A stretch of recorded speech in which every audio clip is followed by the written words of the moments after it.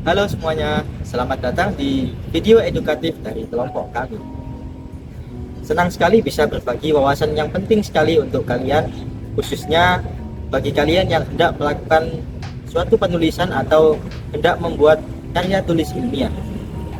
Topik yang kami bahas kali ini adalah terkait tentang penggunaan bahasa Indonesia yang ilmiah dan sesuai dengan kaidah kebahasaan. Kelompok kami telah melakukan analisis terhadap 6 karya tulis ilmiah dari berbagai sumber, dan kelompok kami menemukan beberapa kesalahan atau kekeliruan yang sebaiknya kalian hindari ketika membuat karya tulis ilmiah. Dan mari kita saksikan video dari kelompok kami yang mana nantinya akan sedikit banyak berdampak terhadap penulisan karya tulis ilmiah kalian. Mari kita simak bersama-sama.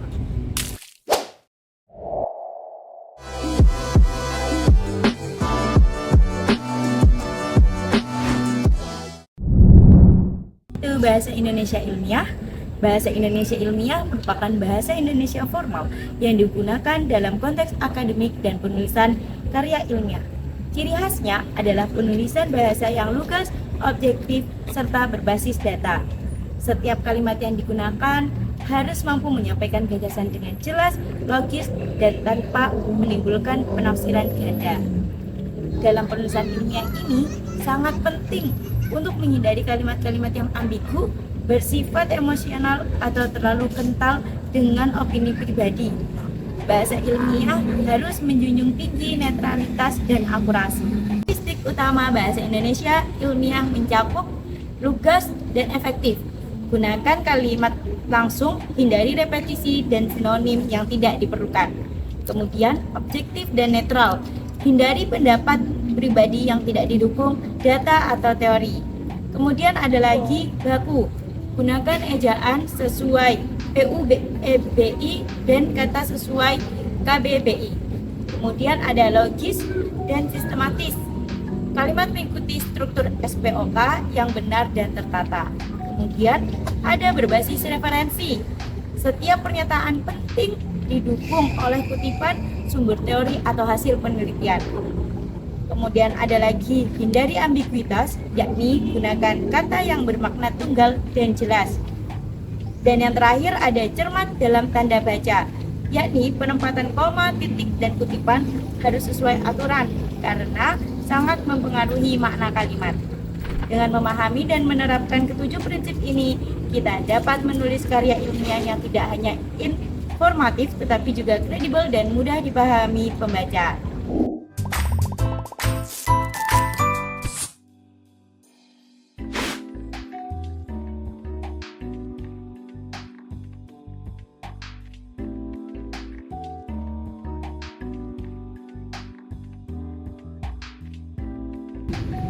Selanjutnya ada segmen analisis karya ilmiah. Karya pertama dari Ubabudin yaitu Hakikat Belajar dan Pembelajaran. Karya ini menyampaikan pembahasan yang penting mengenai konsep belajar dan pembelajaran. Namun dari sisi kebahasaan masih ditemukan banyak sekali kesalahan.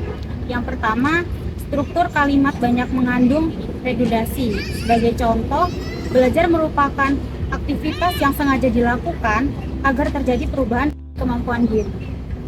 Kalimat ini bisa disederhanakan menjadi belajar adalah proses sadar yang bertujuan untuk mengubah kemampuan seseorang melalui pengalaman. Penghilang frasa sengaja dilakukan tidak mengubah makna, justru menjadikan kalimat lebih efektif. Yang kedua, ada kalimat-kalimat dalam paragraf yang dominan menggunakan bentuk pasif. Hal ini membuat gagasan menjadi kurang dinamis dan berjarak dari pembaca. Misalnya, pembelajaran merupakan bantuan yang diberikan pendidik. Sebaiknya ditulis menjadi pendidik membantu peserta didik memperoleh pengetahuan melalui interaksi dan sumber belajar. Yang ketiga, ada hubungan antara paragraf belum terjalin dengan baik. Transisi dari satu ide ke ide berikutnya seringkali terputus. Solusinya adalah dengan menggunakan konjungsi transisi seperti selain itu, berdasarkan hal tersebut, atau oleh karena itu. Dengan perbaikan tersebut, struktur paragraf ini menjadi lebih runtut dan pesan yang disampaikan menjadi lebih kuat.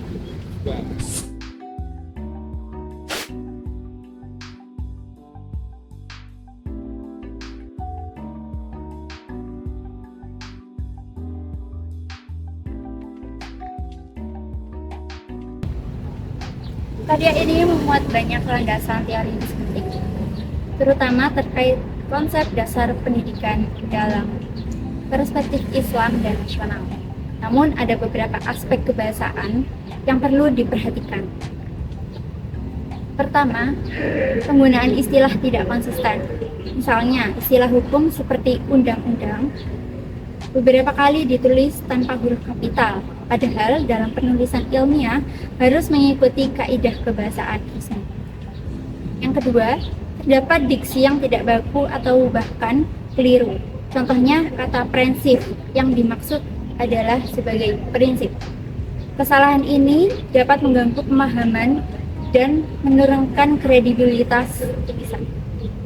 Yang ketiga, penulis terlalu banyak mencantumkan definisi tanpa memberikan interpretasi pribadi. Setelah menyebutkan beberapa pandangan, seharusnya ditutup dengan sintaksis.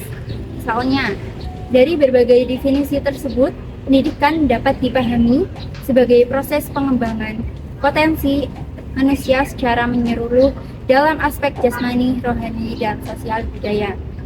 Dengan penambahan analisis dan sintesis, membaca akan lebih mudah menangkap posisi penulis terhadap definisi-definisi tersebut.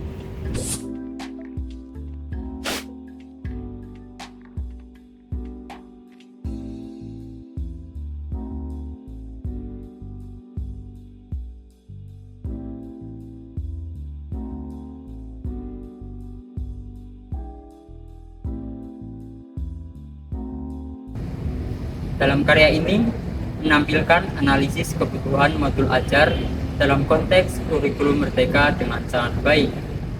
Pemilihan diksi akademik, struktur paragraf, dan dukungan data lapangan menjadi kekuatan utama dalam karya ini. Namun, ada kekurangan yang mencolok dalam karya ini, yaitu pengulangan frasa yang berlebihan. Contohnya pada frasa pengalaman belajar yang bermakna, yang mana kalimat ini diulang sebanyak 5 kali dalam 2 halaman.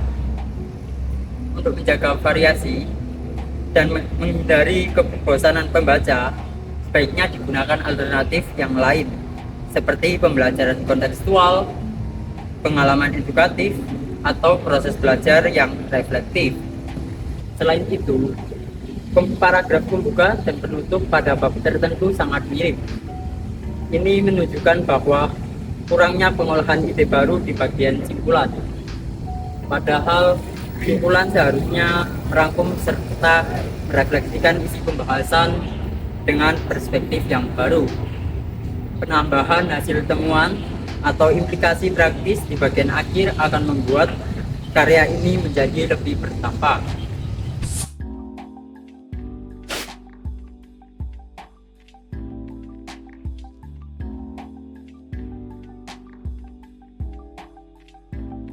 Tulisan ini sangat menarik sekali teman-teman.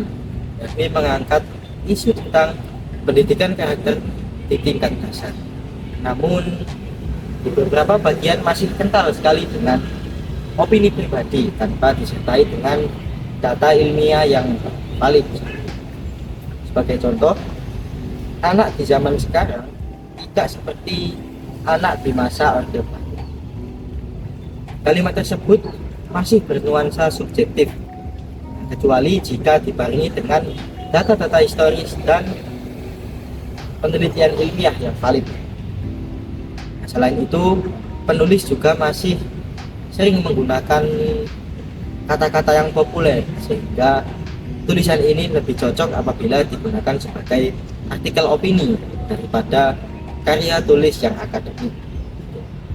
Gaya bahasa seperti anak-anak lebih dekat dengan pembantunya daripada orang tuanya dapat diganti menjadi seperti ini. Perubahan pola interaksi anak dan orang tua dipengaruhi dengan kesibukan orang tua dan dominasi penggunaan gawai oleh anak-anak.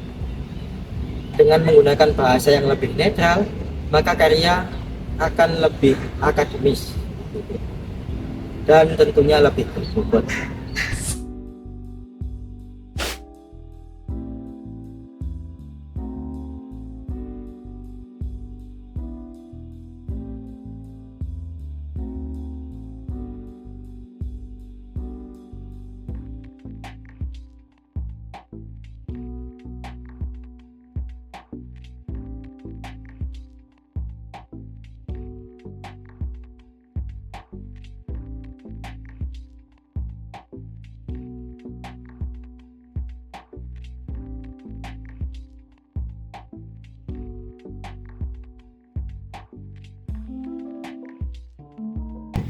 Modul ini disusun secara sistematis dan menyajikan kerangka teori pendidikan yang luas.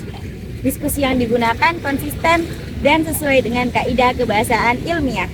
Namun, bagian yang berisi kumpulan definisi dari banyak tokoh seharusnya diakhiri dengan kalimat sintesis.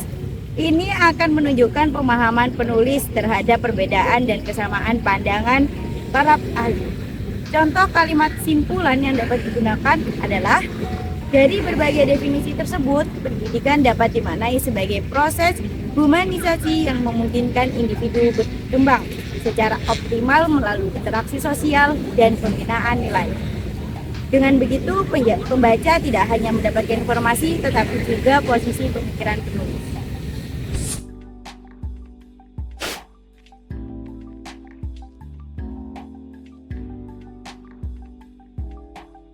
Selanjutnya ada karya 6 dari Munir dan kawan-kawan yang berjudul Pentingnya Pendidikan Karakter. Karya ini membahas tentang urgensi pendidikan karakter dengan semangat yang tinggi, namun sayangnya bahasa yang digunakan cenderung emosional dan subjektif. Misalnya pada kalimat kasus asusila terjadi karena anak-anak menonton tayangan yang belum masanya. Kalimat ini perlu dibenahi agar lebih ilmiah, seperti minimnya kontrol terhadap konten digital yang dikonsumsi anak dapat berdampak negatif terhadap perkembangan moral, sebagaimana ditunjukkan dalam pendidikan penelitian Munir dan Soleha tahun 2021. Selain itu, penggunaan kata evaluatif seperti buruk sekali, menyedihkan, dan parah harus dihindari dalam tulisan ilmiah. Sebagai gantinya, gunakan data survei, studi kasus, atau hasil wawancara sebagai dasar kerjanya. Berdasarkan analisis kami terhadap 6 karya ilmiah secara keseluruhan telah menunjukkan upaya dengan baik dalam menuliskan secara akademik. Namun, masih terdapat sejumlah kekurangan yang perlu diperbaiki agar kualitasnya lebih maksimal. Kami menemukan beberapa kelemahan seperti pertama, kalimatnya terlalu panjang dan tidak efektif. Yang kedua, diksi yang tidak sesuai KBBI atau ambigu. Yang ketiga, pertanyaan subjektif tanpa dasar teori atau data. Yang keempat, ada ketidakkonsistenan dalam penulisan, kutipan, dan tanda baca. Oleh karena itu, kami menyarankan agar penulis yang pertama mengacu pada KBBI dan PUWB untuk menjaga kebakuan. Yang kedua, melakukan penyuntingan bahasa sebelum publikasi. Yang ketiga, menyusun argumen berdasarkan referensi atau teori. Yang keempat, ada memastikan struktur kalimat sesuai pola SPOK dan tanda baca digunakan dengan jelas. Terima kasih telah menyimak video ini hingga akhir. Semoga paparan kami dapat menjadi bermanfaat dan menjadi referensi untuk kamu yang sedang menulis artikel atau karya ilmiah. Ingatlah bahwa bahasa bukan sekedar alat komunikasi, tetapi sebagai cerminan dari kualitas pemikiran dan keilmuan kita. Mari kita biasakan menggunakan bahasa Indonesia yang baik, benar, dan ilmiah dalam setiap tulisan. Sampai jumpa di video edukatif yang lainnya. Salam semangat menulis karya ilmiah. Bye-bye.